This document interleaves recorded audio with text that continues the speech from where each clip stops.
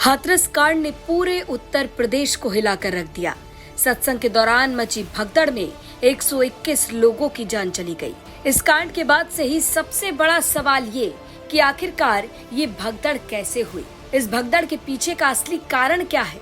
सवाल सत्संग के दौरान व्यवस्थाओं को लेकर और सवाल यूपी पुलिस और अधिकारियों को लेकर भी बना हुआ है। अब हाथरस कांड में गठित एसआईटी की टीम ने अपनी रिपोर्ट में सबसे बड़ा खुलासा कर दिया। एसआईटी ने लगभग 300 पेज की रिपोर्ट शासन को सौंपी है। इसमें बताया गया है कि करीब 119 लोगों के बयान शामिल किए गए हैं।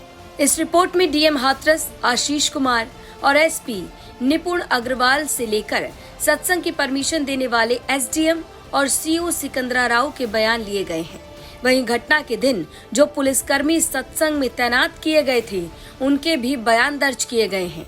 भगदड़ कांड में घायल हुए लोगों से बातचीत की गई है। उन लोगों की बातचीत को भी इस रिपोर्ट में जगह दी गई है। इसके साथ ही हाथरस कांड में मारे गए लोगों के परिवार वालों के बयान भी दर्ज किए गए हैं। एसआईटी की इस रिपोर्ट में भगदड़ होने के पीछे कारणों का जिक्र किया गया है।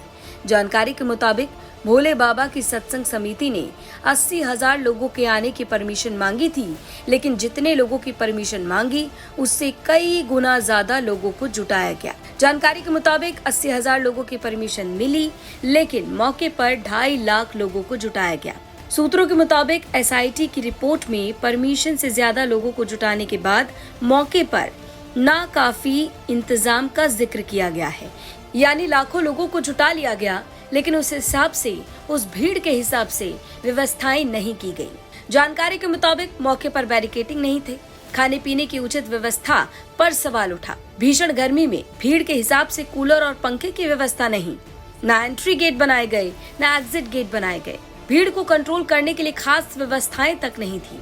और सूत्रों के मुताबिक सबसे बड़ी जानकारी ये मिल रही है कि 80,000 लोगों के आने की परमिशन देने के बावजूद भी अधिकारियों ने मौके पर पहुंचकर कोई मुआयना नहीं किया गया। यानी इतनी बड़ी संख्या में लोगों के आने की, इतनी बड़ा कार्यक्रम होने की परमिशन तो प्रशासन की तरफ से दे दी गई, लेकिन मौके पर किसी भी अधिकारी ने कोई भी मुआयना, कोई भी निरीक्षण नहीं किया कि क्या व्यवस्थाएं हैं, किस तरीके से चीजें होंगी, किस तरीके से कार्यक्रम होगा। उन चीजों को लेकर भी लगातार अब एसआईटी की रिपोर्ट के बाद में सवाल उठ खड़ा है। बता दें कि 2 जुलाई को हाथरस के सिकंदरा राव में भोले बाबा का सत्संग कार्यक्रम था।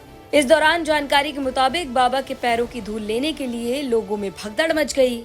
आरोप तो यहाँ तक है कि भोले बाबा के सेवादारों ने भीड़ के साथ धक्का मुक्की की, जिसके बाद भगदड़ मच गई और इसी भगदड़ में 121 लोगों की जान चली गई और सैकड़ों लोग घायल बताए जा रहे हैं, जिनका लगातार अस्पताल में इलाज चल रहा है। और अब एसआईटी की रिपोर्ट के बाद बड़े सवाल लगातार खड़े हो चुके हैं। लखनऊ से संतोष शर्मा की रिपोर्ट, यूपी तक।